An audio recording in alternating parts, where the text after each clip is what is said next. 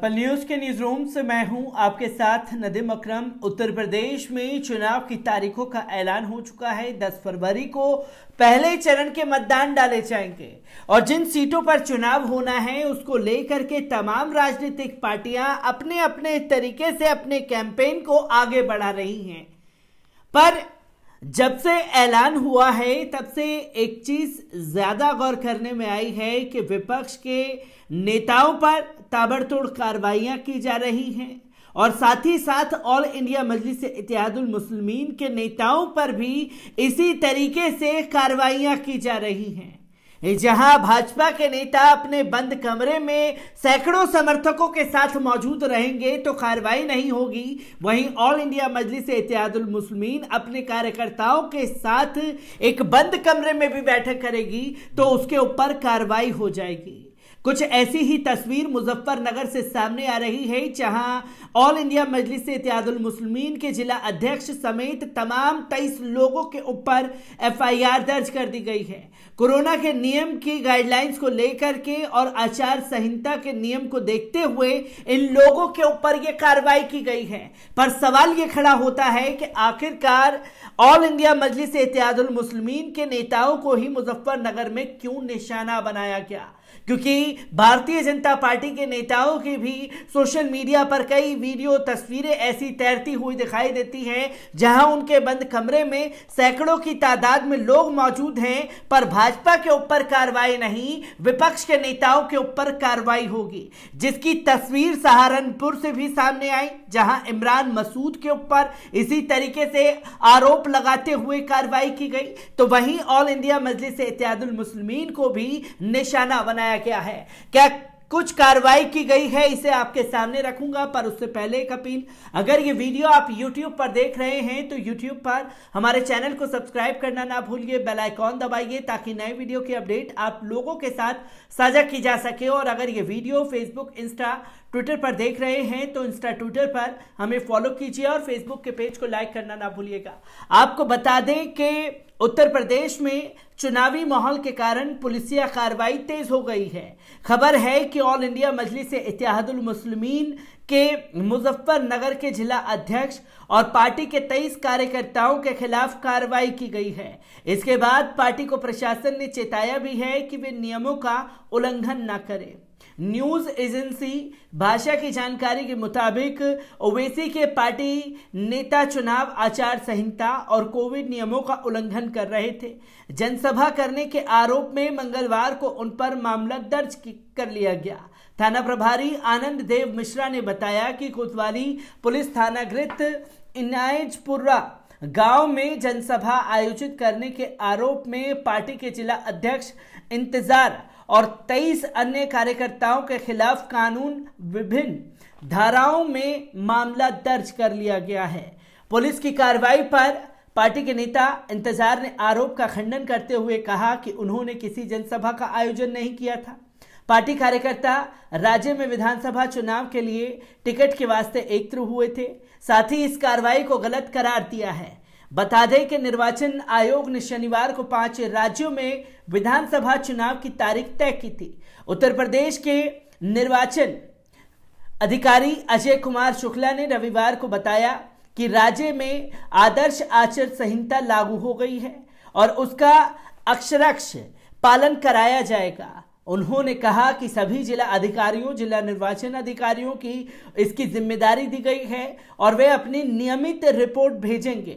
आचार संहिता लागू होने के साथ ही राज्य के सभी जिलों के अधिकारियों के निर्देश पर निकायों और अन्य प्रशासनिक इकाइयों ने बैनर, पोस्टर, होर्डिंग हटाने के साथ ही दीवारों पर लिखे नारे मिटाने शुरू कर दिए हैं। तो बड़ी कार्रवाई ऑल इंडिया मजलिस इत्तेहादुल मुस्लिमीन के ऊपर हुई है, जो कि सवाल खड़े करती है। और सवाल ये खड़े करती है कि क्या ऑल इंडिया मजलिस इत्तेहादुल मुस्लिमीन की तरफ जिस तरीके से लोगों का रुझान बढ़ रहा है, लाखों की, हजारों की तादाद में जो जनसभा में लोग इकट्ठे हो रहे हैं, उसके खौफ से कार्यकर्ताओं को डराने के लिए क्या ये कार्रवाई की जा रही है। और सवाल नंबर दूसरा ये खड़ा होता है कि आखिरकार जब तारीखों का ऐलान हो चुका है, जनसभा की इजाजत नहीं दी गई है, अपने बंद कमरे में टिकट को लेकर के बातचीत की जा रही है, तब कार्रवाई क्यों की गई?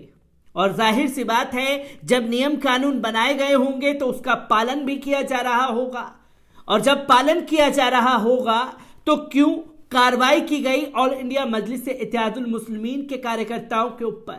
और सवाल नंबर 3 खड़े होते हैं कि क्या सिर्फ विपक्ष के लोगों के ऊपर ही कार्रवाई होगी या भारतीय जनता पार्टी के नेताओं पर भी कानून की धज्जियां उड़ाने के लिए कोई कार्रवाई की जाएगी? और सवाल नंबर 4 यह खड़ा होता है कि आखिरकार क्या ऑल इंडिया मजलिस इत्तेहादुल मुस्लिमीन का जो कद उत्तर प्रदेश की राजनीति में बढ़ रहा है, और यह आरोप लगाया गया पुलिस प्रशासन द्वारा कि जनसभा के लिए इजाजत नहीं दी गई थी, ये लोग जनसभा कर रहे थे, और जब जिला अध्यक्ष कह रहे हैं कि हम जनसभा कर ही नहीं रहे थे, हम तो टिकट को लेकर के एक बंद कमरे में बातचीत कर रहे थे, तो ये कार्रवाई क्यों की गई? और ये कार्रवाई सवालों के घेरे में इसलिए है क्योंकि तारीखों का ऐलान हो चुका है। 10 फरवरी को पहले चरण का मतदान होगा। जो 10 फरवरी को चरण में मतदान होंगे उसमें तमाम मुजफ्फरनगर की सीटें हैं, जिसके चलते वहां पर लोगों से बातचीत की जा रही थी, जिसके चलते उनके ऊपर कार्रवाई कर दी गई। और किन किन सीटों पर चुनाव 10 फरवरी को होने वाले हैं उसको भी आपके सामने रख दूं, जो कि वहां मुजफ्फरनगर में इन्हीं सीटों को लेकर के किसे टिकट दी जानी चाहिए, किसे नहीं दी जानी चाहिए, इसके ऊपर बातचीत की जा रही थी। आपको बता दें कि जो पहले फेज में चुनाव 10 फरवरी को होने हैं, कैराना, थाना भवन, शामली, बुढ़ाना, छरतावल, पुरकाजी, मुजफ्फरनगर, खतौली, मीरापुर, सिवाल खास, सरधना, हस्तिनापुर, किठौर, मेरठ, कैंट,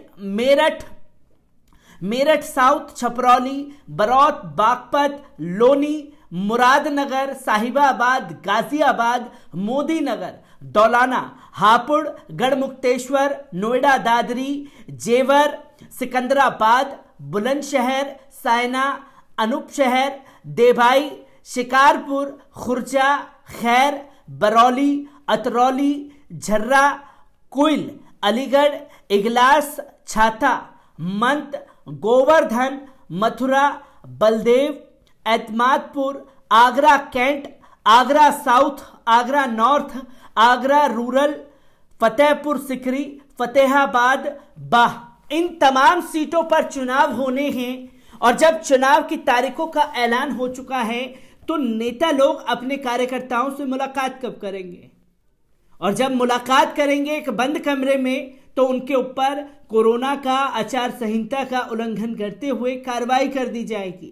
पर यह कार्रवाई सिर्फ विपक्ष के ऊपर दिखाई दे रही है। क्या दिलेरी चुनाव आयोग भारतीय जनता पार्टी के ऊपर दिखा पाएगा, जो आए दिन कानून की धज्जियां उड़ा रहे हैं?